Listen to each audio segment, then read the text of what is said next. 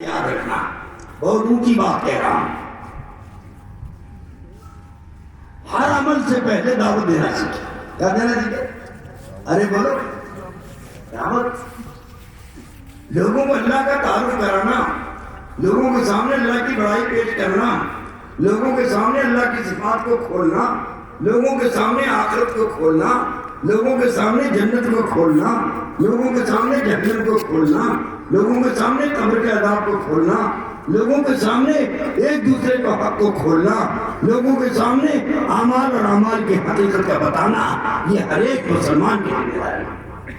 یاد رکھیں، صرف علماء کے ذمہ نہیں ہے، صرف مشائخ کے ذمہ نہیں ہے، صرف پیر بزرگ کے ذمہ نہیں ہے، میں قسم کھا کے کہتا ہوں ہر مسلمان کے ذمہ ہے، ہر بات پہ ذمہ ہے، اپنی اولاد کو دین سکھائے اور دین کی محنت سکھائے۔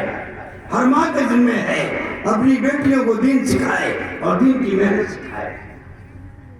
اگر یہ کام پورا نہیں کر رہا ہے تو کامیابی ادھوری ملے گی، یاد رکھنا، عزت نہیں ملے گی، شان و شوکت نہیں ملے گی، قبر کے عذاب سے نہیں بچ سکو گے اور جنت الفردوس کے اعلیٰ مقام پر نہیں پہنچ سکو۔ اس لیے اللہ نے ہر مسلمان کو، میرے دوستو، عزت اور بلندی دینے کے لیے دین کی محنت عطا فرمائی۔ یاد رکھ، دین کی محنت کیا ہے؟ اپنے آپ کو اللہ کے حوالے کرنا۔ کس کے حوالے؟ ارے بولو، اللہ کے حوالے کرنے کا نام دین کی دعوت ہے۔ اور جب اللہ کے حوالے ہو جاؤ گے اور اللہ کے ہو جاؤ گے، بتاؤ اللہ ہمارا ہوگا کہ نہیں ہوگا؟ بس یہ چاہا جا رہا تمام مسلمانوں سے کہ اپنے آپ کو اللہ کے حوالے کرے۔ اللہ نے پیدا کیا ہے، اللہ نے ناک دیا، کان دیا، آنکھ دیا، پیر دیا، ہاتھ دیا، دل دماغ دیا اور سارا خوبصورت جسم عطا فرمایا۔ ساری مخلوق میں 18,000 مخلوقات میں سے سب سے اعلیٰ اور عرفہ اللہ نے انسان کو بنایا۔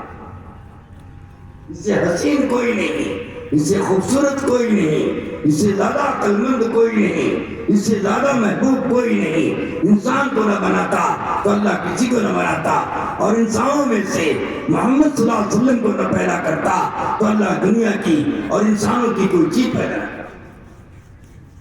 تو ساری کائنات کے خلاصہ اللہ رب العزت نے ہمارے نبی کو بنایا۔ کس کو بنایا؟ ارے بولو، ہمارے نبی وہ نبی ہیں جنہوں نے ہر کام خالی بتایا نہیں، کر کے دکھایا۔ یاد کرنا دکھایا، کر کے دکھایا۔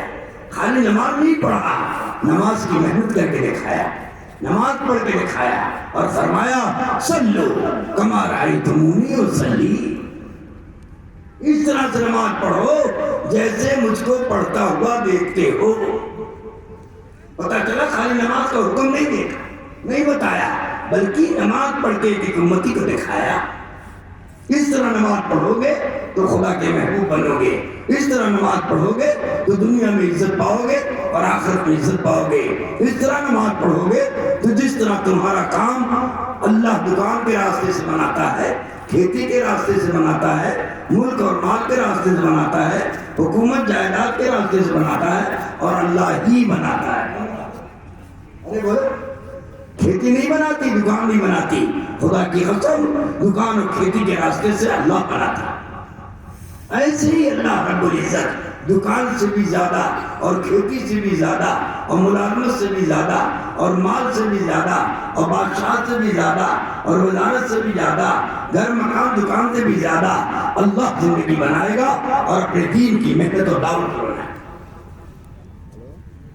اس لیے آپ حضرات نیت کرو، انشاءاللہ ہم داعی بنیں گے اور دعوت کے ساتھ سارے اعمال کریں گے انشاءاللہ۔ یہی ہماری زندگی کا خلاصہ ہے اور یہی ہماری زندگی کا مقصد ہے، اور اسی کے لیے میرے دوستوں آج اجتماع کیا جا رہا ہے۔